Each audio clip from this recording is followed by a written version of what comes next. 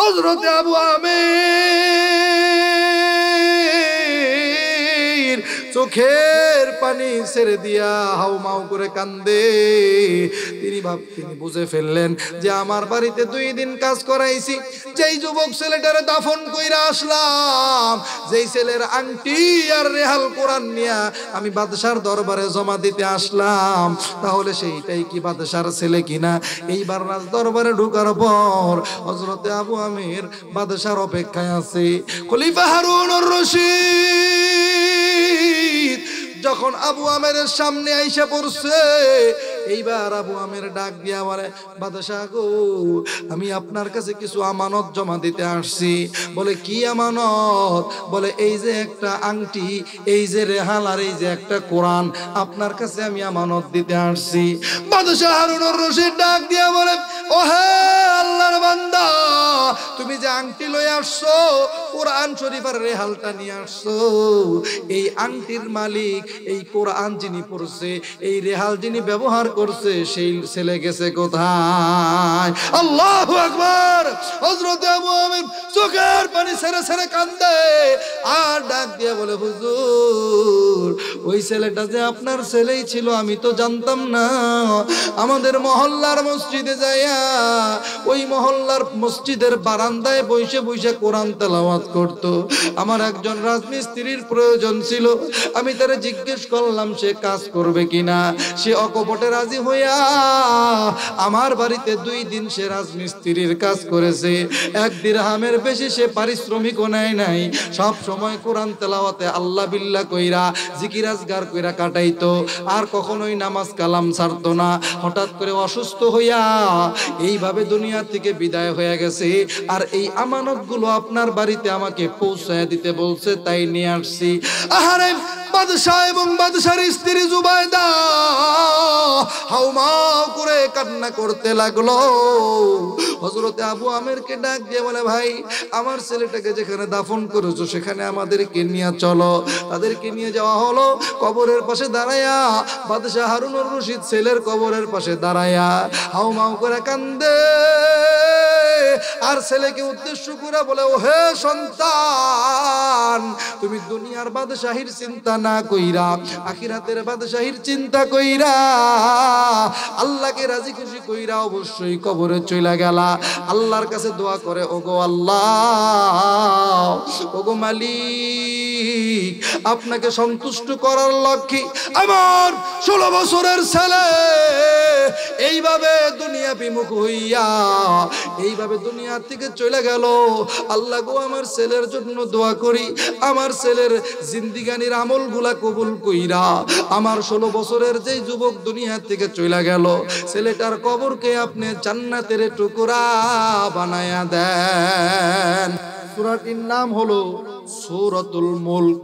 আমার বন্ধুগণ, কোরআনুল কারীমের ভিতরে এই সূরা মুলকটা অন্যতম একটা ফজিলতপূর্ণ, তাৎপর্যপূর্ণ, বরকতময় একটা সূরা। এই সূরার নাম হলো সূরা মুলক। সুবহানাল্লাহ।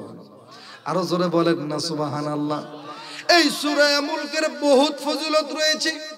আল্লাহর হাবিব সাল্লাল্লাহু আলাইহি ওয়াসাল্লাম ইরশাদ করেন, আল্লাহ পাক রব্বুল আলামিনের যে সকল বান্দা বান্দিরা নিয়মিত এই সূরা মুলকটা তেলাওয়াত করবে, আল্লাহ পাক রব্বুল আলামিন এই সূরা নিয়মিত তেলাওয়াত করার বিনিময়ে ওই ব্যক্তির কবরের আযাব মাফ করে দিবে। আর জোরে বলেন না সুবহানাল্লাহ। আল্লাহর হাবিব বলেন যে যেই ব্যক্তিটা নিয়মিত সূরা মুলক তেলাওয়াত করবে এবং এই সূরার ভিতরে আল্লাহ পাক যে বিষয়বস্তু, যে কথাগুলি বলেছেন, এগুলি যারা মেনে চলবে, নিয়মিত সূরা মুলকের আমল করবে, তারা যখন মারা যাবে, ইন্তেকাল করবে, এই সূরা মুলকটা তাদের কবরের আযাব থেকে তাদেরকে বাঁচানোর জন্য একটা ঢাল হয়ে যাবে। সুবহানাল্লাহ। আরেকবার বলেন, আরো জোরে বলেন না সুবহানাল্লাহ। হাদিসের ভিতরে আসছে, আল্লাহর হাবিব সাল্লাল্লাহু আলাইহি ওয়াসাল্লাম সূরা মুলক তেলাওয়াত করা ব্যতীত কোনোদিন ঘুমাইতে যাইতেন না, শুইতে যাইতেন না। আবার সুবহানাল্লাহ বলেন। তাহলে এই সূরা মুলকের ফজিলত আছে না নাই? জোরে বলেন। আরেক হাদিসের ভিতরে আসছে, আল্লাহর হাবিব ইরশাদ করেন যে এই সূরা মুলক যারা নিয়মিত তেলাওয়াত করবে, এই আমল যারা করবে, প্রত্যেকদিন অন্তত একবার সূরা মুলকটা রাতের বেলায় তেলাওয়াত করবে ঘুমানোর আগে, প্রতিদিন সূরা মুলকটা যারা তেলাওয়াত করবে, এই আমল যারা করবে, এই ব্যক্তি, এই সূরা মুলক তেলাওয়াত করনে ওয়ালা ব্যক্তি যতক্ষণ পর্যন্ত জান্নাতে না ঢুকবে ততক্ষণ পর্যন্ত আল্লাহর কালামের এই সূরা মুলক তার তেলাওয়াতকারীর ব্যাপারে আল্লাহর কাছে জান্নাতের সুপারিশ করতে থাকবে। কি কষ্ট হচ্ছে আপনাদের? খারাপ লাগতেছে কি আপনাদের? তাহলে আমরা যারা আল্লাহর কালামে হাকিম যারা তেলাওয়াত করতে পারি, নিয়তটা কি করা যায় ইনশাআল্লাহ যে এখন থেকে আমরা প্রতিদিন নিয়মিত এই কোরআনুল কারীমের ৬৭ নাম্বার সূরাটির নাম সূরা মুলক, এই সূরাটা আমরা তেলাওয়াত করব ইনশাআল্লাহ। বলেন ইনশাআল্লাহ, আরো জোরে বলেন ইনশাআল্লাহ। সম্মানিত হাজিরিন, তাহলে আমরা এই সূরার ফজিলত সম্পর্কে সংক্ষিপ্তভাবে একটু ধারণা নিলাম যে এই সূরা তেলাওয়াত করলে এর উসিলায়, এর মাধ্যমে, এর বরকতে আল্লাহ পাক তেলাওয়াতকারীর, এই সূরা মুলক তেলাওয়াতকারীর, নিয়মিত তেলাওয়াতকারীর কবরের আযাব মাফ করে দিবে। আরেকবার বলেন সুবহানাল্লাহ।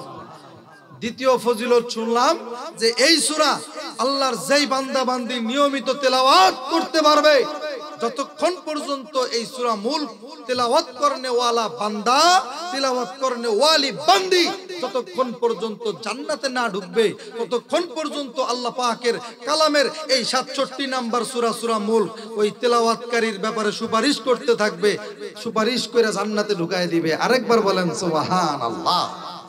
এই আব্বাসীয় পঞ্চম খলিফা হারুনুর রশিদের নাম আপনারা শুনেছেন, বাদশাহ হারুনুর রশিদ। আমার বন্ধুগণ, তিনি যেরকম বাদশাহ ছিলেন সেরকম আল্লাহওয়ালা বুজুর্গ একজন ব্যক্তি ছিলেন। মারহাবা বলেন, আরো জোরে বলেন না মারহাবা। দিনের বেলায় তিনি রাষ্ট্র পরিচালনা করতেন, রাতের বেলায় তাহাজ্জুদের জায়নামাজে দাঁড়ায়া দাঁড়ায়া কান্নাকাটি করতেন আল্লাহর কাছে, ওগো আল্লাহ, ওগো মালিক, দুনিয়ার বাদশাহী আপনি দান করেছেন, এই দুনিয়ার রাজত্ব আপনি দান করেছেন, মানুষের জিম্মাদারি দায়িত্ব আপনার পক্ষ থেকেই এসেছে।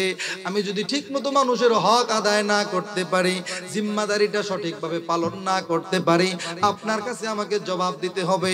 আল্লাহ গো, আমি আপনার কাছে ফরিয়াদ করি, আপনার কাছে দোয়া করি, আপনি যেরকম আমাকে বাদশাহী দিয়েছেন আল্লাহ, মানুষের প্রতি পরিপূর্ণ ইনসাফ করার মতো যোগ্যতা আপনি আমাকে দান করুন। সুবহানাল্লাহ বলেন।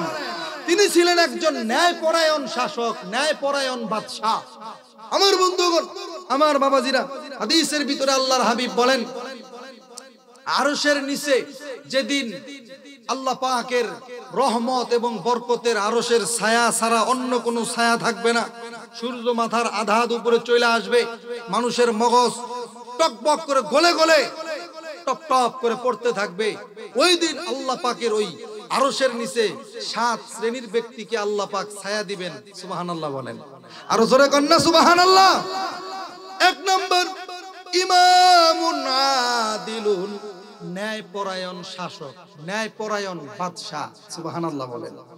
2 নাম্বার ওয়াশাবুন নাশাআ ফি ইবাদাতিল্লাহ, যারা যৌবন বয়সে আল্লাহ পাকের ইবাদত করে।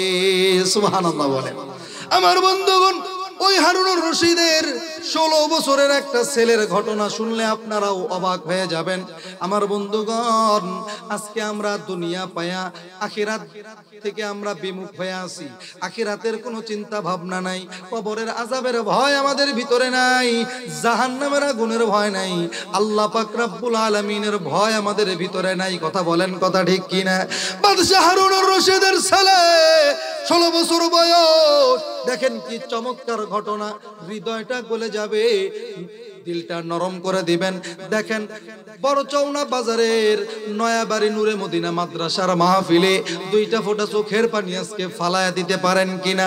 16 বছরের যুবক খলিফা হারুনুর রশিদ, বাদশাহ হারুনুর রশিদের ছেলে। এই ছেলেটা বাবা যদিও বাদশাহ, কিন্তু তার ভিতরে রাজপুত্রের কোনো ভাবসাব নাই, তার ভিতরে কোনো অহংকার নাই। সব সময় কবরস্থানের পাশে যে দাঁড়ায় দাঁড়ায় কান্না করে, চোখের পানিগুলো ছেড়ে দেয় আর কবরবাসীদেরকে উদ্দেশ্য করে করে বলে, হে কবরবাসীরা রে, একদিন তোমরাও তো আমাদের মতো দুনিয়াতে ছিলা, আজকে তোমরা মাটির নিচে ঘুমাচ্ছ, একদিন আমরাও তো দুনিয়ায় থাকবো না, তোমাদের মতো মাটির নিচে আইসা আমাদেরকে ঘুমাইতে হবে। কথা বলেন, কথা ঠিক কিনা? কবরস্থানের যায়া কবরের পাশে দাঁড়ায়া দাঁড়ায়া এই হারুনুর রশিদের 16 বছরের ছেলেটা খালি কান্নাকাটি করে, সিম্পল পোশাক পরিধান কইরা রাজ দরবারের ভিতর দিয়া ঘোরাফেরা করে। আহারে উজির নাজিররাম এই বিষয়টাকে ভালো নজরে দেখে না। বাদশাহ হারুনুর রশিদের কাছে এসে বলে, হুজুর আপনি একজন বাদশাহ, আপনি একজন খলিফা, বাদশার ছেলে হয়ে আপনার ছেলের এমন চাল চলন, আপনার ছেলের যেই চলাফেরা, আপনার মান সম্মান কিন্তু ডুবে যাচ্ছে। বলে কি হয়েছে? ডাকো আমার ছেলেকে। তার ছেলেকে ডাকা হলো। বাদশাহ লক্ষ্য করলো, আহারে একটা সালার কাপড়, চটের কাপড় পরিধান কইরা সিম্পল ভাবে বাবার সামনে আইসা 16 বছরের যুবকটা দাঁড়ায়া গেছে। আল্লাহু আকবার বলেন। খলিফা হারুনুর রশিদ, বাদশাহ হারুনুর রশিদ ডাক দিয়ে বলে, হ্যাঁ আমার পুত্র, তুমি কি ভুলে গিয়েছো নাকি যে তুমি একটা বাদশার ছেলে? তোমার শরীরে পরিধান করবে তুমি রাজকীয় পোশাক, রাজপুত্র তোমাকে দেখলেই বোঝা যাবে যে তুমি বাদশার ছেলে। এই কি অবস্থা তোমার পোশাক পরিচ্ছেদের? ছেলেটা জবাব দেয়, বাবা আপনি যদিও বাদশাহ, আপনি বাদশাহী করেন, আপনি দুনিয়ার বাদশাহ, আমি দুনিয়ার কোন রাজত্ব আর বাদশাহী চাই না, আমি আখিরাতের বাদশাহী চাই। আল্লাহু আকবার বলেন। আমি আখিরাতের বাদশাহী চাই, অনন্ত অনাদিকাল যেখানে থাকা লাগবে ওই জিন্দেগিতে আমি আল্লাহর কাছে জান্নাত চাই। এই জন্য আমি এইভাবে সিম্পল ভাবে চলাফেরা করি, আমি ওরকম উন্নত পোশাক পরিধান করি না। খলিফা হারুনুর রশিদ বলে, বেটা রে, আমি আজকে তোমাকে নির্দেশ দিলাম, এরপরে যেন কখনোই তোমাকে এই ধরনের নরমাল পোশাকে যেন কোনো সময় না দেখা যায়। তুমি পোষপাস করে চলবা, তুমি ভালো কাপড় পরিধান করে চলবা, তোমাকে দেখলেই যেন বাদশার ছেলে দেখলে বোঝা যায়, তোমার শরীর থেকে যেন খুশবু আসে, ঘ্রাণ আসে, তোমার এই বেশভূষা যেন আর না দেখা যায়। এইবার 16 বছরের যুবক, তার বাদশাহ, তার পিতা যে বাদশাহ হারুনুর রশিদ, তাকে এইবার বলতেছে, বাবা আমিও মনে মনে ডিসিশন নিয়েছি যে আপনার দরবারে থাকলে যদি সিম্পল ভাবে চলাফেরা না করা যায়, সাধারণ জীবন যাপন যদি না করা যায়, আমি আপনার রাজ দরবারে থাকবো না। কিন্তু বাবা তার আগে একটা বিষয় আমি পরীক্ষা করতে চাই। আলহামদুলিল্লাহ বলেন। বলে, বেটারে কি বিষয় তুমি পরীক্ষা করতে চাও বলো। 16 বছরের যুবক ডাক দিয়ে বলে, আব্বা ওই যে আমাদের রাজ দরবারের সামনে ওই গাছের ডালে একটা পাখি বসা দেখা যায়, আপনার কথায় তো হাজার হাজার লক্ষ লক্ষ মানুষ উঠা বসা করে, আপনি একজন বাদশাহ, আপনি কি ওই পাখিটাকে ডাক দিলে পাখিটা কি আপনার কাছে আসবে? আপনার ডাকে কি ওই পাখিটা সাড়া দিবে? হারুনুর রশিদ বলতেছে, বাদশাহ হারুনুর রশিদ রহমাতুল্লাহি আলাইহি তিনি বলতেছে, এটা কেমন কথা বললা? পাখি কি আর মানুষের কথা শুনে? এইবার যুবকটা ডাক দিয়ে বলে, বাবা তাহলে দেখেন, এই পাখিটারে, গাছের পাখিটারে উদ্দেশ্য কইরা 16 বছরের যুবক, আল্লাহওয়ালা যুবক ডাক দিয়ে বলে, গাছের পাখি, তোমাকে যে আল্লাহ পাক রব্বুল আলামিন সৃষ্টি কইরা দুনিয়াতে পাঠাইছে রে পাখি, আমি যুবক ওই আল্লাহরই গোলামি করি, আল্লাহরে হাজির নাজিরে যাই না, তোমাকে আমি ডাকতেছি, তুমি দেরি করবা না, তাড়াতাড়ি উড়ে এসে আমার হাতের উপরে বইসা যাও। আল্লাহু আকবার।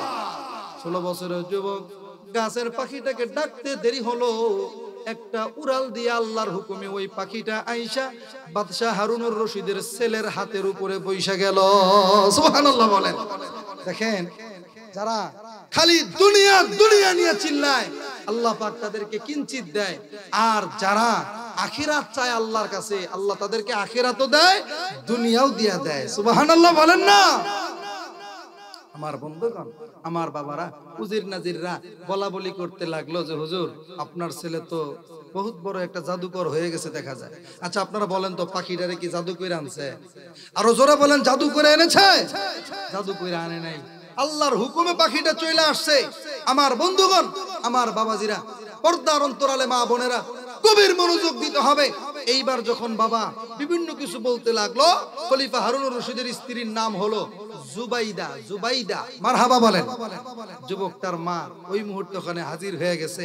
এইবার ছেলেটা বলতেছে, বাবা, যেই দরবারে থাকলে আপনার এই রাজ দরবারে থেকে আমার আল্লাহ পাকের নৈকট্য হাসিল করতে কষ্ট হবে, আমি আমার মতো করে চলতে পারবো না, সাধারণ জীবন যাপন করতে পারবো না, অতএব আমি আর আপনার এই রাজ দরবারে থাকতে চাই না, আমি চলে যাব। খলিফা হারুনুর রশিদ বলতেছে, ঠিক আছে, তুমি যদি আমার কথা নাই মানো চলে যাও। কোথায় যাবে? যাও। আরে মা জননী জুবাইদা কান্না করতেছে, ছেলে বাদশার ছেলে চলে যাবে বাড়ি থেকে। রিহাল একটা কোরআন শরীফ, তার একটা ব্যাগের ভিতরে সাধারণ কিছু পোশাক পাতি, কাপড় চোপড় নিয়া, পোশাক পরিচ্ছেদ নিয়া উনি চলে যাবে। মা জননী আহারে ছেলের জন্য তার দিলটা কাঁদতেছে। রাজকীয় একটা আংটি ছেলের হাতে পরাইয়া দিছে যে বাবা যাও, ফিয়ামানিল্লাহ, যেখানেই যাবা আল্লাহ পাক যেন তোমাকে হেফাজতে রাখে। সুবহানাল্লাহ বলেন। মা দোয়া করে বিদায় দিয়ে দিল। বাগদাদ থেকে ছেলেটা রওনা হয়ে গেল। যাইতে যাইতে যাইতে যাইতে বসরা নামক শহরে, বসরা নামক শহরে যুবকটা চলে গেল। ওখানে যায়া আল্লাহর বান্দা যুবক ছেলে, মাত্র 16 বছর বয়স, মসজিদের বারান্দায় বসে বসে খালি কোরআন তেলাওয়াত করে। সুবহানাল্লাহ বলেন। আরো জোরে বলেন না সুবহানাল্লাহ।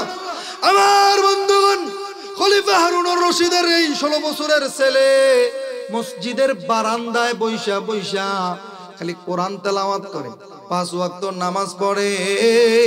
ওই বসরা শহরের আরেকজন আল্লাহর বান্দা, নাম হলো হযরত আবু আমের বসরি রহমাতুল্লাহি আলাইহি। হযরতে আবু আমের নামের এক বান্দা, আল্লাহর বান্দা, তিনিও বহুত বড় বুজুর্গ ব্যক্তি।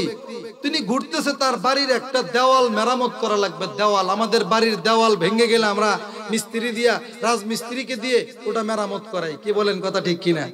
হযরতে আবু আমির একজন রাজমিস্ত্রির সন্ধানে বের হয়ে গেছে। তিনি লক্ষ্য করলো মসজিদের বারান্দায় বসে বসে অপূর্ব সৌন্দর্য মণ্ডিত একটা যুবক ছেলে, মাত্র 16 বছরের একটা যুবক, সুন্দরভাবে তিনি আল্লাহর কালামের তেলাওয়াত করতেছে। হযরতে আবু আমের প্রথমে ছেলেটার পাশে গিয়া বসলেন, দীর্ঘ টাইম কোরআন তেলাওয়াত শুনলেন। কোরআন যখন তেলাওয়াত করা এক পর্যায়ে বিরতি হলো, যুবকটাকে ডাক দিয়ে বলে, বাবা, তোমার বাড়ি কোথায়? এর আগে তো তোমাকে কোনোদিন এই জায়গায় দেখি নাই। যুবকটা ডাক দিয়া বলে, দুনিয়ায় কিসের বাড়ি, কিসের ঘর, আমার আসল বাড়ি তো হলো 3.5 হাত কবর। মারহাবা বলেন। আরো জোরে বলেন না মারহাবা। বাদশার ছেলে এই পরিচয়টা ছেলেটা দেয় না। এইবার আবু আমের তাকে জিজ্ঞেস করতেছে, বাজান, আমার বাড়ির একটা দেওয়াল ভেঙে গেছে, এই দেওয়ালটা আমাকে মেরামত করা লাগবে, তুমি কি কাজ করবে? বলে যে অবশ্যই করব, কেন করব না, এই দিন মজুরি করার জন্যই তো আল্লাহ দুনিয়াতে পাঠাইছে, অবশ্যই আমি আপনার বাড়িতে কাজ করব। অথচ বাদশার ছেলে, কথাটা কি বুঝতেছেন আপনারা? দেখেন কিভাবে সাধারণভাবে জীবন যাপন করতে হয়। ছেলেটাকে এবার সে তাকে তার বাড়িতে কাজ করানোর জন্য নিয়ে যাবে। ছেলেটা শর্ত দিতেছে, এই 16 বছরের যুবক, যে আমি আপনার বাড়িতে কাজ করব, কিন্তু কিছু শর্ত আছে। বলে কি শর্ত? বলে 1 নাম্বার শর্ত হলো যে যখন নামাজের সময় হয়ে যাবে তখন আমাকে ছুটি দেওয়া লাগবে। নামাজের টাইমে আমি কোনো কাজ করতে পারবো না, নামাজের টাইমে আমি আল্লাহর ঘরে চলে আসবো নামাজ পড়ার জন্য। সুবহানাল্লাহ বলেন। 2 নাম্বার শর্ত, আপনি আমাকে যেই শর্ত, যেই চুক্তিতে নিয়ে যাবেন সেই অনুযায়ী আমাকে আমার পারিশ্রমিক দিতে হবে। বলে কি পরিমাণ পারিশ্রমিক দিতে হবে? বলে আপনি আমাকে 1 দিন কাজ করলে কাজের মজুরি হিসাবে আমাকে 1 দিরহাম দিবেন। 1 দিরহাম। জোরে বলেন কত? মাত্র 1 দিরহাম চাইছে। দেখেন কোনো লোভ নাই তার, যে আপনি এর চাইতে বেশি দিলেও আমি নিব না, এর চাইতে কমও দেওয়া যাবে না, এই শর্ত। আর আরেকটা শর্ত হলো যে আমি কিন্তু প্রতিদিন কাজ করি না, আমি সপ্তাহে 1 দিন কাজ করি, শনিবার দিন আমি কাজ করি, বাকি সপ্তাহ পুরাটা আমি আল্লাহর ইবাদত বন্দেগী কইরা কাটায় দেই। আরেকবার বলেন সুবহানাল্লাহ। আমার বন্ধুগণ, শর্তগুলি সাপেক্ষে হযরত আবু আমের বসরি রহমতুল্লাহি আলাইহি রাজি হয়ে গেলেন। যুবকটারে নিয়ে তার বাড়িতে নিয়ে কাজে লাগায় দিছে। তিনি দেখায় দিছে এই জায়গায় পাথর রাখা আছে, এই জায়গায় বালি রাখা আছে, এই জায়গায় সিমেন্ট রাখা আছে, ওই জায়গায় থেকে পানি আনবা। কাজে লাগায় দিয়া তিনি তার কাজে অন্য জায়গায় চলে গেছে। এইবার যুবকটা আল্লাহর নামে ভরসা করে বিসমিল্লাহির রহমানির রহিম বইলা কাজটা আরম্ভ করে দিছে। আমার বন্ধুগণ গভীর মনোযোগ দিবেন। সারাদিন কাজকর্ম করার পরে সন্ধ্যার সময় যখন হযরতে আবু আমের আল বসরি রহমাতুল্লাহি আলাইহি যখন বাড়িতে ফিরছে, তিনি লক্ষ্য করলেন এই যুবকটা যদিও কাজ করছে একজন মানুষই 5 জন কাজের লোকের কাজ করে ফেলেছে। সুবহানাল্লাহ বলেন। আমার বন্ধুগণ যুবকটা আল্লাহর উপরে ভরসা করে বিসমিল্লাহির রহমানির রহিম বইলা কাজ শুরু করছে। এই যুবকের কাজের ভিতরে যিনি বরকত দিয়েছে তিনি কে? আরো জোরে বলেন না তিনি কে? হযরতে আবু আমের বসরি রহমাতুল্লাহি আলাইহি যুবকটার এত কাজ দেখা এতটাই খুশি হয়ে গেল, এইবার তাকে কিছু দিরহাম বেশি দেওয়ার চেষ্টা করলো। যুবকটা বলে না না না, আমি আগে আপনাকে শর্ত দিয়েছি, বেশি দিলে নেব না। আপনি আমাকে মাত্র যেই চুক্তিতে এসেছি 1 দিরহাম দেওয়া লাগবে, যেটা আমার প্রয়োজন, এর চাইতে আমি বেশি নিতে পারবো না। আল্লাহর বান্দা তাই দিয়ে দিছে। এইবার 1 দিরহাম নিয়ে আল্লাহর বান্দা যুবক ছেলেটা চলে গেছে। আবু আমের বসরি রহমাতুল্লাহি আলাইহি তিনি অবাক হয়ে গেল, একজন মানুষ কিভাবে এতগুলি কাজ সম্পন্ন করলো, এটা আমাকে দেখা লাগবে। পরের সপ্তাহে শনিবার দিন যায়া আবারও দেখে যুবকটা মসজিদে বসে কোরআন তেলাওয়াত করতেছে। গভীর মনোযোগ দিবেন। এক পর্যায়ে হযরতে আবু আমের বসরি রহমাতুল্লাহি আলাইহি বলতেছে, বাবা গত সপ্তাহে তুমি আমার বাড়িতে কাজ করে চলে এসেছো, আরো কিছু কাজ বাকি আছে, এই কাজগুলো তোমাকে করতে হবে।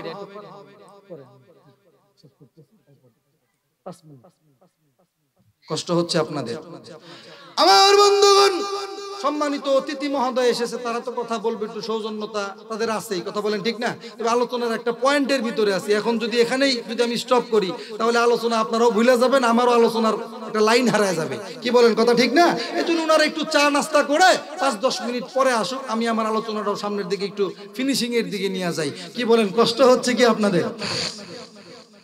হযরতে আবু আমেরের উদ্দেশ্য হলো যুবকটা কিভাবে একজন মানুষ হয়ে 5 জনের কাজ করলো, এটা আমাকে দেখতে হবে। কি বলেন, কথা ঠিক কিনা? দিলের ভিতরে একটা কৌতূহল জাগ্রত হয়েছে। তো ছেলেটা বলতেছে ঠিক আছে আমি যাব, তবে ওই যে আমার শর্তগুলা মনে আছে কি? বলে যে আমাকে নামাজের টাইমে ছুটি দিতে হবে, দ্বিতীয়ত হলো যা মিটাই নিয়ে যাবেন ওই যে 1 দিরহাম, আমার যেটা প্রয়োজন এর চেয়ে বেশি আমি নিব না, ওইটাই আমাকে দিতে হবে। আর সপ্তাহে আমি কাজ করি একদিন, বইলা নিয়ে গেছে। এখন হযরতে আবু আমের রহমতুল্লাহি আলাইহি তিনি আমার কথাটা বুঝেন নাই মনে হয় না, ওনারাও আমার কথা শুনতেছে তো, আসতে বলেন স্টেজে এসে বসুক। হ্যাঁ হ্যাঁ, ওনাদেরকে নিয়ে আসেন, এসে বসতে বসতেই তো মোটামুটি অনেকটুকু হয়ে যাবে। জি জি। তো হযরতে আবু আমের রহমতুল্লাহি আলাইহি তার উদ্দেশ্য হলো যুবকটা কিভাবে একা 5 জন লোকের কাজ সম্পন্ন করলো, এটা আমাকে দেখতে হবে। পরের সপ্তাহে যুবকটারে আবার নিয়ে আইসা তিনি আড়াল থেকে লক্ষ্য করতেছে যে যুবকটা কিভাবে কাজ করে। বিসমিল্লাহ বলে আল্লাহর বান্দা, যুবক বান্দা কাজ যখন শুরু করে, আবু আমের আড়াল থেকে দাঁড়ায় দাঁড়ায় দেখে যে সে প্রথমে যখন ওই ইট বালু সিমেন্ট গুলো মিক্সার করে একটার উপরে একটা ওই দেওয়ালের উপরে পাথর বা ইট গুলা নিয়ে রাখে, এর পরবর্তীতে একটা পাথর বা একটা ইটও তার হাত দিয়া ধরা লাগে না, আল্লাহর হুকুমে ওই পাথরগুলো যার যার জায়গায় বসে যায়। জোরে বলেন সুবহানাল্লাহ, নারে তাকবীর। যুবকটার কাজে যিনি সহযোগিতা করে তিনি কে? আরো জোরে বলেন আল্লাহ। আমি যে আলোচনা করতেছিলাম যে হযরত আবু আমের বসরি রহমাতুল্লাহি আলাইহি এই যুবকটার কাজ আড়াল থেকে দাঁড়ায় দাঁড়ায় তিনি দেখলেন, মাল্লাহুল মাওলা ফালাহুল কুল। সম্মানিত হাজিরিন, যারা আল্লাহর হয়ে যায় আল্লাহ তাদের হয়ে যায়। সুবহানাল্লাহ বলেন। আমি আপনি যদি আল্লাহর জন্য হয়ে যাই, আল্লাহ পাক রব্বুল আলামিন আমার আপনার জন্য সহায়ক সব জায়গায় হয়ে যাবে। আরেকবার বলেন সুবহানাল্লাহ। তিনি আড়ালে দাঁড়ায় দাঁড়ায় দেখলেন যে যুবকটা প্রথমে একটু মিক্সার করে কাজটা শুরু করে, এরপরে আর কোনো একটা পাথর বা ইট তার হাত দিয়ে ধরা লাগে না, আল্লাহর হুকুমে একাই এই পাথরগুলা যার যার জায়গায় যায় বৈশা যায়। আরেকবার কি সুবহানাল্লাহ বলা যাবে? আমার বন্ধুগণ, আমার বাবারা, হযরতে আবু আমির তিনি অবাক হয়ে গেলেন। কাজ সম্পন্ন হওয়ার পর ওই দিনও প্রথম দিনের মতো কিছু বেশি তাকে পারিশ্রমিক দিতে চাইলেন। যুবকটা বলে, না, আমি তো বলে আসছি 1 দিরহামের বেশি আমি নিব না, আমাকে দেওয়ার চেষ্টাও কইরেন না, আমার যতটুকুন প্রয়োজন অতটুকুনি আমি নিব, এর চাইতে বেশি আমাকে আপনি দিতে পারবেন না। এইবার যুবকটা দ্বিতীয় দিন কাজ শেষ করে চলে যাওয়ার পর, আমার বন্ধুগণ, আমার বাবাজিরা, তৃতীয় দিন আবারও আবু আমের যুবকটারে তালাশ করার জন্য সেই মসজিদের কাছে চলে গেছে। এই দিন যা দেখে রে, আল্লাহর বান্দা যুবক আর মসজিদে নাই। যুবকটাকে মসজিদে পাওয়া যায় না। হযরতে আবু আমের পাগল পারা হয়ে গেল যুবকটার চিন্তায়। রাস্তায় যার সাথেই সাক্ষাৎ হয় তারই জিজ্ঞেস করে যে এই যে মসজিদে একটা যুবক ছেলে, 16 বছরের একটা যুবক, অপরূপ সৌন্দর্য মণ্ডিত সুন্দর চেহারাওয়ালা একটা যুবক, এইখানে বৈশা বৈশা কোরআন তেলাওয়াত করতো, এই যুবকটারে আজকে দেখা যায় না, যুবকটারে কি কোথাও দেখছেন? অনেকের কাছেই জিজ্ঞেস করে, কেউ বলতে পারে না। খুঁজতে খুঁজতে খুঁজতে খুঁজতে একটা বনের কাছাকাছি চলে গেছে।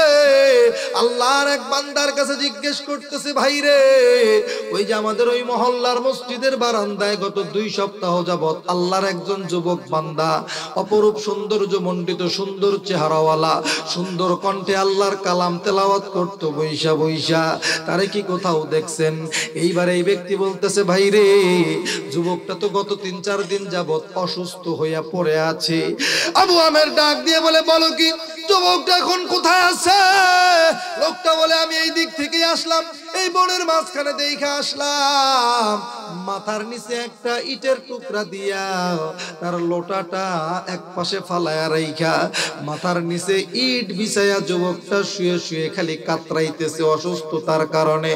আবু আমের বসরি রহমাতুল্লাহি আলাইহি একটা দৌড় দিয়া যুবকটার কাছে চলে যায়া যুবকটার মাথার নিচ থেকে ইটটা সরাইয়া নিজের কোলের উপরে যুবকটার মাথাটাকে রাখলেন। সুবহানাল্লাহ বলেন।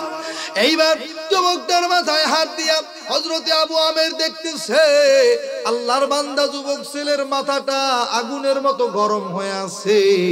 জ্বরে তার শরীরটা, জ্বরের কারণে শরীরটা তার এতটাই তাপমাত্রা হয়ে গেছে, মনে হচ্ছে যে তার শরীর দিয়ে আগুনের মতো ধাপ বের হচ্ছে, শরীরটা খালি যুবকের কাঁপতেছে। যুবক ঠিক মতো কথা বলতে পারে না।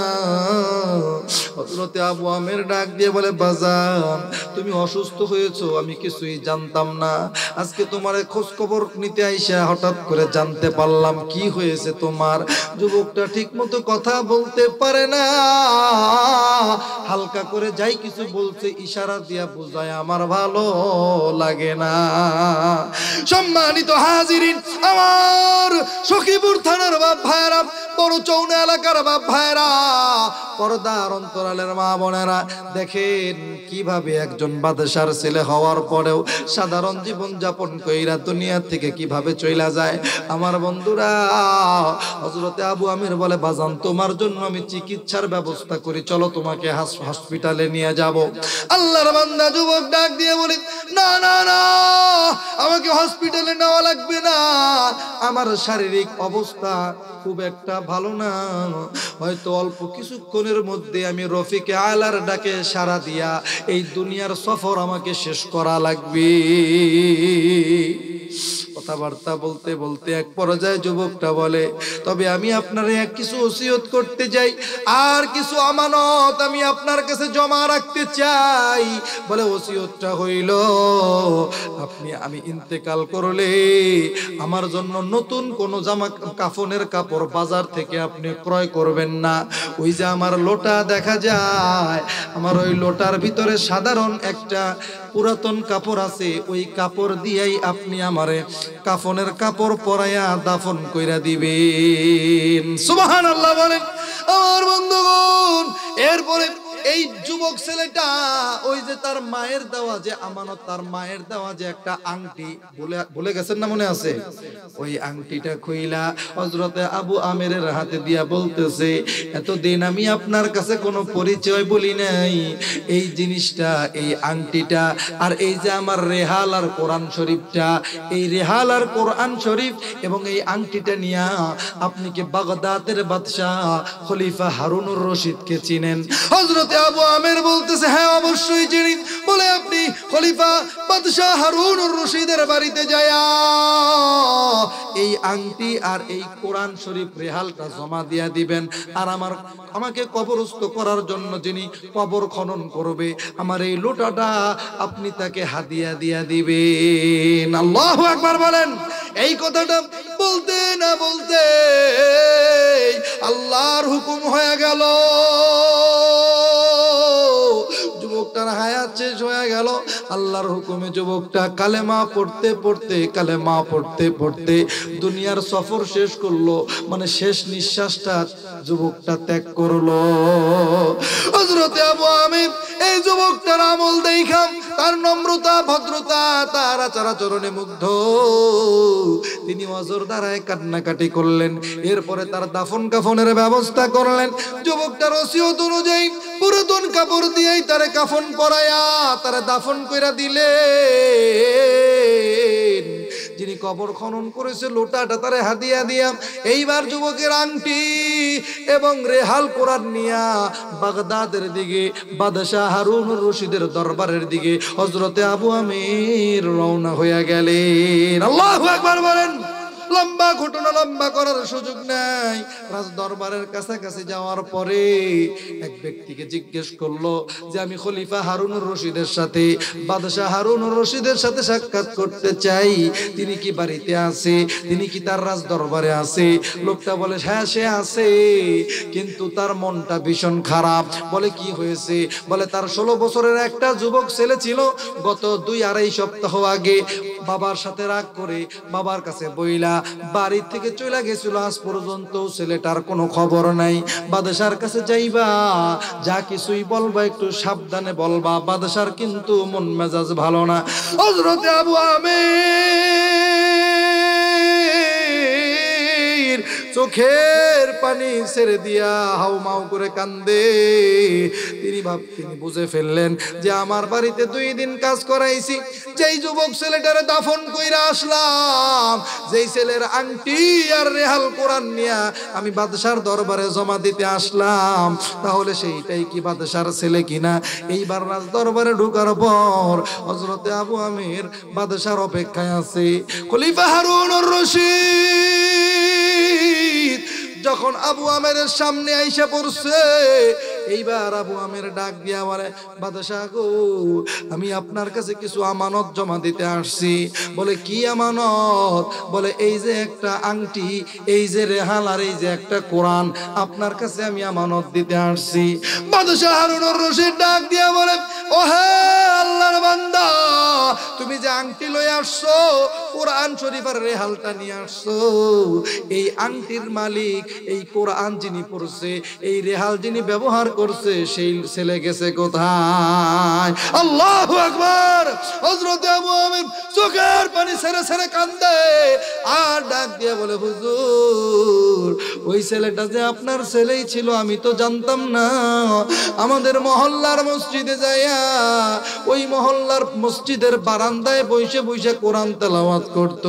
আমার একজন রাজমিস্ত্রির প্রয়োজন ছিল, আমি তারে জিজ্ঞেস করলাম সে কাজ করবে কিনা। সে অকপটে রাজি হইয়া আমার বাড়িতে 2 দিন সে রাজমিস্ত্রির কাজ করেছে। 1 দিরহামের বেশি সে পারিশ্রমিকও নেয় নাই। সব সময় কোরআন তেলাওয়াতে আল্লাহ বিল্লাহ কইরা জিকির আজগার কইরা কাটাইতো, আর কখনোই নামাজ কালাম ছাড়তো না। হঠাৎ করে অসুস্থ হইয়া এইভাবে দুনিয়া থেকে বিদায় হয়ে গেছে, আর এই আমানতগুলো আপনার বাড়িতে আমাকে পৌঁছায় দিতে বলছে, তাই নিয়ে আসছি। আহারে বাদশাহ এবং বাদশার স্ত্রী জুবাইদা হাউমাউ করে কান্না করতে লাগলো। হযরতে আবু আমেরকে ডাক দিয়ে বলে, ভাই আমার ছেলেটাকে যেখানে দাফন করেছো সেখানে আমাদেরকে নিয়ে চলো। তাদেরকে নিয়ে যাওয়া হলো। কবরের পাশে দাঁড়ায়া বাদশাহ হারুনুর রশিদ ছেলের কবরের পাশে দাঁড়ায়া হাউমাউ করে কান্দে। আর ছেলেকে উদ্দেশ্য করে বলে, ও হে সন্তান, তুমি দুনিয়ার বাদশাহীর চিন্তা না কইরা আখিরাতের বাদশাহীর চিন্তা কইরা আল্লাহকে রাজি খুশি কইরা অবশ্যই কবরে চইলা গেলা। আল্লাহর কাছে দোয়া করে, ওগো আল্লাহ, ওগো মালিক, আপনাকে সন্তুষ্ট করার লক্ষ্যে আমার 16 বছরের ছেলে এইভাবে দুনিয়া বিমুখ হইয়া এইভাবে দুনিয়া থেকে চলে গেল। আল্লাহ গো, আমার ছেলের জন্য দোয়া করি, আমার ছেলের জিন্দিগানির আমলগুলা কবুল কইরা আমার 16 বছরের যেই যুবক দুনিয়া থেকে চলে গেল ছেলেটার কবরকে আপনি জান্নাতের টুকরা বানায়া দেন। আল্লাহু আকবার বলেন। সম্মানিত হাজিরিন, 16 বছরের একটা ছেলে বাদশার ছেলে হইয়াও রাজপুত্রের কোনো ভাবসাব সে দুনিয়াতে দেখাইলো না। আল্লাহ বিল্লাহ কইরা আল্লাহকে সন্তুষ্ট করে সে দুনিয়া থেকে বিদায় হয়ে গেল। আমাদের ভিতরে সামান্য একটু ক্ষমতা পাইলে, সামান্য একটু টাকা পয়সার মালিক হইলে, সামান্য একটু কিছুর মালিক হইলেই অহংকারে আমাদের পা জমিনে পড়তে চায় না। কথা বলেন, কথা ঠিক না বা ঠিক ভাই? আল্লাহর কথা স্মরণ রাখতে হবে। আমার বন্ধুগণ, এই যে আজকে এই মাদ্রাসার মাহফিলে নূরে মদিনা মাদ্রাসা নয়াবাড়ি বড় চওনা আপনারা এসেছেন। এরকম একটা মাদ্রাসার দরকার এই জামানায় আছে না নাই? জোরে কোন, আরো জোরে কোন, আছে না নাই? মাশাআল্লাহ, এখন তো প্রত্যেক এলাকায় একাধিক মাদ্রাসা হয়ে গেছে। আমাদের সন্তানাদিরাও দ্বীনি শিক্ষায় শিক্ষিত হচ্ছে। এই যে যুবকটার ভিতরে আল্লাহর ভয় ছিল, যার কারণে সে বাদশাহীর কথা চিন্তা না কইরা আল্লাহর ভয়, কবরের আযাবের ভয়, মৃত্যুর যন্ত্রণার ভয়, জাহান্নামের আগুনের ভয় নিয়ে স্বাভাবিকভাবে জীবন যাপন কইরা আল্লাহরে সন্তুষ্ট করে দুনিয়া থেকে চলে গেল। আমাদেরকেও কিন্তু আল্লাহরে রাজি খুশি করা ছাড়া বিকল্প কোনো উপায় নাই। কথা বলেন, কথা ঠিক কিনা? আরো জোরে বলেন, কথা ঠিক কিনা? সম্মানিত হাজিরিন, আমার বন্ধুগণ, আমি আপনাদের কাছে খুব লম্বা সময় আর নিতে পারবো না। 10-15 মিনিট সময় আমার হাতে বাকি আছে। আমি আপনাদের কাছে একটু সময় নিব মাদ্রাসার জন্য। কোন লোকজন উঠা যাবেন না এখান থেকে। এই যে কথাটা, আলোচনাটা আপনারা শুনতেছিলেন সূরা মুলক থেকে, যেই আলোচনাটা এতক্ষণ আমি অল্প সময়ের ভিতরে গুছানোর চেষ্টা করলাম, সব কথার এক কথা হইল, তামাম জগতের সবচাইতে শক্তিশালী যিনি, তিনি কি? জোরে বলেন, আরো জোরে গান। আল্লাহ যাকে চান তাকে সম্মান দেন, যাকে চান তার কাছ থেকে সম্মান ছিনিয়ে নিয়ে বেজ্জতি করে। কথা বলেন, কথা ঠিক কিনা? আরো জোরে বলেন, কথা ঠিক কিনা?